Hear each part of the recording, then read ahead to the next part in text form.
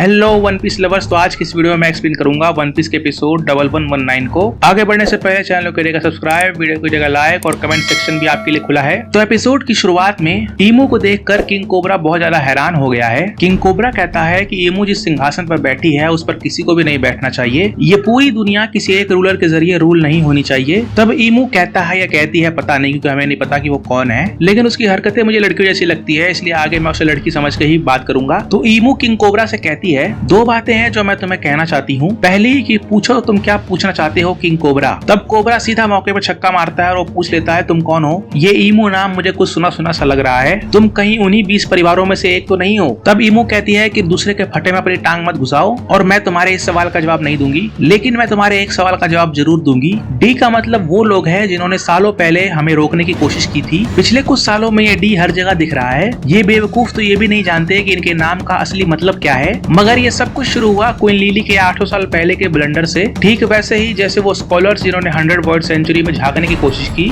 या वो पायरेट्स जो ट्रेजर ढूंढने के लिए पोनीग्लिफ्स को ढूंढ रहे हैं। अगर उस दिन क्वीन लिली ने वो गलती ना की होती तो वो घटिया आर्टिफैक्ट रोड पोनीग्लिफ पूरी दुनिया में ना फैलते। लेकिन जो गलती उस दिन हुई, क्या सच में वो एक गलती थी या वो एक प्लान था? इसका जवाब उस लेटर में है जो लेटर क्वीन लिली ने तुम्हें भेजा। इसके बाद सभी पांचों बुड्ढे जो वहाँ पर आसपास खड़े थे वो अपनी बंदूकें निकाल लेते हैं। तो कोबरा बताओ मुझे उस लेटर पर क्वीन लिली ने अपना पूरा नाम क्या लिखा था? तब किंग कोबरा मन ही मन सोचता है लगता है आज मैं जिंदा इस रूम से बाहर नहीं जा पाऊंगा। उसके बाद वो ईमू से कहता है अगर मैं तुम्हें झूठ बोलूं तो क्या इस बात के कोई चांसेस हैं कि मैं यहाँ से जिंदा वापस जा सकता हूँ? तब वारकरी कहता है जिस वक्त तुमने ईमू सामा को देख लिया था उसी वक्त तुम्हारे भविष्य का फैसला हो गया था। तुम सच बोलो या झूठ, उससे कोई फर्क नहीं पड़ता, तुम मरोगे। उसके बाद सभी पांचों एल्डर्स उसके ऊपर अपनी बंदूकें तान देते हैं। तभी हमें पता चलता है कि उसी रूम के खम्भे के पीछे छुपकर साबो ये सब कुछ देख और सुन रहा है। उसके बाद किंग कोबरा कहता है क्वीन लिली का पूरा नाम जो उस लेटर में लिखा हुआ था वो है नेफेल्तारी डी लिली। डी शब्द सुनते ही ईमू को गुस्सा आ गया और उसने अपने किसी तीर वाले हमले से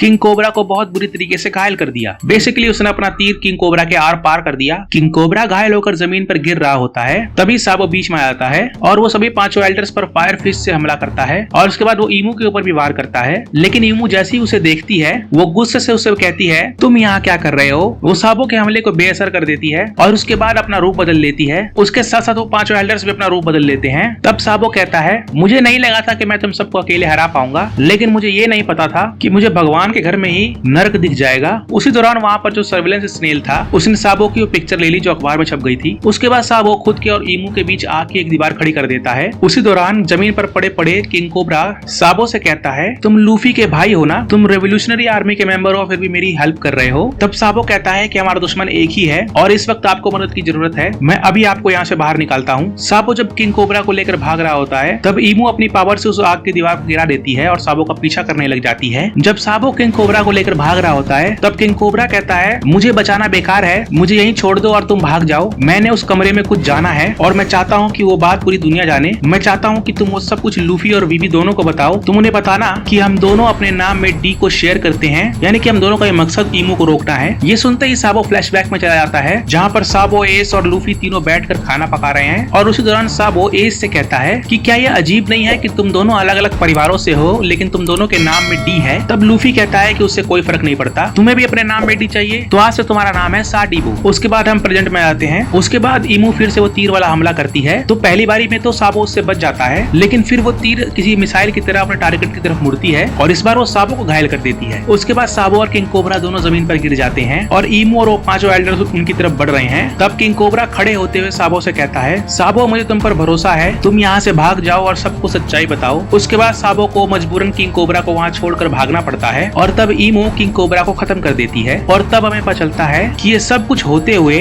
यानी कि किंग कोबरा को मरते हुए दीवार के एक छेद से किंग वापुल देख लेता है और ये सब देखने के बाद वो बुरी तरीके से डर जाता है और उसके बाद वो वहाँ से ऐसे भागता है जैसे कि ईमू उसके पीछे ही पड़ गई हो। भागते भागते वो लड़खड़ा कर नीचे गिर जाता है। तब वहाँ पर खड़े कुछ गार्ड्स उसकी तरफ बढ़ते हैं। तब वो गार्ड्स किंग वापुल से कहते हैं कि क्या कुछ गड़बड़ है। तब वापुल डर से कांपते हुए कहता है कि मैंने कुछ नहीं देखा, मैंने कुछ नहीं सुना। वो गार्ड्स उसकी बात समझ नहीं पाते और वो उसे कहते हैं कि मीटिंग शुरू हो गई है और राउंड टेबल चेंबर इस तरफ है। लेकिन वापुल कहता है कि मुझे किसी मीटिंग में नहीं जाना, मैं इस जगह से भाग रहा हूँ और वो वहाँ से भागने लग जाता है। भागते हुए वो कहता है मैं तो वहाँ वर्ल्ड गवर्नमेंट के डार्क सीक्रेट्स देखने गया था, लेकिन मुझे नहीं पता था कि मुझे ये सब कुछ देखने को मिल जाएगा। दूसरी तरफ राउंड टेबल चेंबर में मीटिंग शुरू हो चुकी है, लेकिन वहाँ वापुल और किंग कोबरा दोनों ही नहीं है और फिर मीटिंग उनके बगैर ही शुरू हो जाती जाती है। अगले सीन में शिराहोशी का भाई फुकाबोशी शिराहोशी से कहता है कि तुम रेड पोर्ट चली जाओ, वहाँ कोई भी सेलेस्टियल ड्रैगन तुम्हें नहीं मिलेगा। तब शिराहोशी कहती है मैं जाने से पहले एक बार विवी से मिलना चाहती थी। दूसरे सीन में हम देखते हैं कि विवी कहीं पर बंधी हुई है। वो बंधे हुए वहाँ पर बैठे लोगों को धमकी देती है कि तुम्हें ये सब करने के लिए किसने कहा, यहाँ पर जो कुछ भी हुआ है मैं पूरी दुनिया को बता दूंगी। तब यहाँ पर चलता है कि विवी को बांधने वाले कोई और नहीं बल्कि साइबरपोल 0 के मेंबर्स हैं। उस रूम में साइबरपोल 0 के मेंबर्स जाबरा, खलीफा, कुमाडोरी, बुलेनो और फुकुरू है। तब खलीफा विवी से कहती है कि हम तुम्हारे गायब होने की रिपोर्ट कर देंगे और उसके बाद तुम्हें कोई सेलेस्टियल ड्रैगन अपना पेट बना लेगा। उसके बाद विवी पूछती है कि क्या शिराहोशी ठीक है। तब जाबरा विवी से कहता है कि तुम कैद हो लेकिन फिर भी तुम शिराहोशी के बारे में जानना चाहती हो, मगर फिक्र मत करो, शिराहोशी ठीक है। वो पायरेट्स जिन्होंने सेलेस्टियल ड्रैगन को मारा वो खुद को लूफी का साथी बता रहे हैं और प्लाजा में सबके सामने हंगामा मचा रहे हैं। दूसरी ओर फुजितोरा ने रेवोल्यूशनरी की हेल्प की गुलामों को आजाद करने में और ये सब देखकर रियो कोग्यू नाराज हो गया। हम देखते हैं कि फुजितोरा और ग्रीन बुल दोनों आमने सामने हैं। फुजितोरा से ग्रीन बुल पूछता है तुम ये सब क्या कर रहे हो। तब फुजितोरा कहता है क्या तुम भूल गए, मैंने तुम्हें कहा था कि मैं हमेशा से सिस्टम को डिस्ट्रॉय करना चाहता था। तब ग्रीन बुल फुजितोरा से कहता है तुम भूल गए हो कि हम नेवी हैं, मैं तुम्हें ऐसी कोई हरकत करने नहीं दूंगा। और उसके बाद दोनों आमने सामने आ जाते हैं। सीन वापस से विवी की तरफ शिफ्ट होता है और तब हम देखते हैं कि उस कमरे में अजीब सी आवाज आ रही है, कुछ है जो बहुत तेजी से उनकी तरफ बढ़ रहा है। तभी हमें देखने को मिलता है कि वापुल वहाँ पर दीवार तोड़ कर आ गया है। वापुल ने अपने जबड़े का इस्तेमाल करके दीवार को तोड़ा था। वो उस जगह से भागने के लिए इतना बेताब था कि उसने सीधा रास्ता भी नहीं लिया और वो दीवारों को तोड़ता हुआ वहाँ से भागता चला गया। जब वापुल वहाँ से चला गया तब CP0 को पता चला कि विवी वहाँ से गायब है और शायद वो भी वापुल के साथ भाग गई है। दूसरी ओर हम वापुल को भागता हुआ देखते हैं और हम देखते हैं कि विवी उसके जबड़े के अंदर है। विवी उसके जबड़े के अंदर से ही कहती है वापुल तुम्हारा शुक्रिया, तुमने मुझे बचाया। तब वापुल कहता है कि तुम यहाँ कब आई, भागो यहाँ से। तब विवी उससे पूछती है कि तुम इतनी जल्दी में कहाँ जा रहे हो। तब वापुल कहता है यहाँ से दूर, बहुत दूर। तब विवी कहती है ऐसा क्यों। तब वापुल कहता है मत पूछो, तुम सुन नहीं पाओगे, तुम भी रोने लग जाओगी। दूसरी ओर वापुल की विवी उसे ढूंढ रही है। तभी उसे वापुल दिख जाता है जो तेजी से भागते हुए उसकी तरफ आ रहा है। किंड्रेला उसको देखकर उसकी तरफ भागती है लेकिन तभी वो देखती है कि वापुल के जबड़े में विवी बैठी है और वो उसे देखकर चौंक जाती है। वापुल भागता हुआ किंड्रेला के सामने से गुजर जाता है। उसके बाद विवी वापुल से पूछती है वापुल तुम भागकर कहाँ जाना चाहते हो। तब वापुल कहता है यहाँ से बहुत दूर, किसी ऐसी जगह पर जहाँ कोई मेरा पीछा ना करे। तब विवी कहती है कि ठीक है मैं भी चलूंगी। ये सब सुनकर किंड्रेला के होश उड़ जाते हैं और उसे लगता है कि वापुल का विवी से चक्कर चल रहा है और उसके बाद ये एपिसोड यहीं पर खत्म हो जाता है। आज के लिए इतना ही, अब मिलते हैं अगले किसी एपिसोड में। तब तक के लिए मैं चैनल करिएगा सब्सक्राइब, वीडियो कीजिएगा लाइक, कमेंट, दोस्तों करिएगा share and please keep watching my channel.